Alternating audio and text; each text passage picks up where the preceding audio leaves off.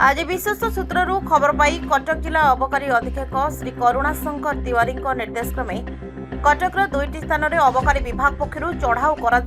विपुल परिमाण चोरा गंजेई और अफिम जबत कर अधीक्षक श्री तिवारी निर्देशक्रमे कटक जिला भ्राम्यमाण अबकारी भारप्राप्त निरीक्षक श्री भक्तवत्सल वर्मा नेतृत्व में एक दल कटकर चाउलियागंज थाना अंतर्गत गांधीपल्ली अचानक चढ़ाऊ कर 8 किलोग्राम अफिम फल जार आनुमानिक मूल्य 1,20,000 टंका जबत करने व्यवसाय लिप्त गांधीपल्लीर 61 वर्षर श्री कैलाश चंद्र प्रधान को ओडिशा अबकारी आईन 1985 धारा 15B अनुजाई गिरफ्त करने कोर्ट चालान कर अनुरूप ढंग से दल बिड़ानासी थाना अंतर्गत बिड़ानासी नुआसाही श्री जगन्नाथ मंदिर निकटरू नुआसाहीर 57 वर्षर वयस्क श्री राजकुमार दास चोरारे बिक्री लगी रखुवा 2.5 किलोग्राम गंजेई जार आनुमानिक मूल्य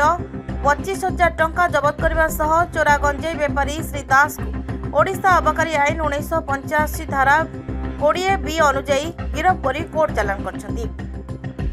चढ़ाऊ कार्यक्रम में कटक जिला अबकारी विभाग जिला भ्राम्यमाण अबकारी विभाग सहकारी निरीक्षक श्री अक्षय कुमार जेना उप सहकारी निरीक्षक श्री जयप्रकाश बेउरिया अबकारी कनेस्टेबल श्री अजय कुमार जेना श्री देवव्रत ओझा श्री पूर्णेश्वर माझी श्री शंकर सिंह और महिला कनेस्टेबल सुश्री मोनालिसा कर सामिल होते आगामी दिन में चढ़ाऊ व्यापक कर जिला अबकारी अधीक्षक श्री करुणा शंकर तिवारी गणमाध्यम को सूचना दी। Bureau report Narad news Odia.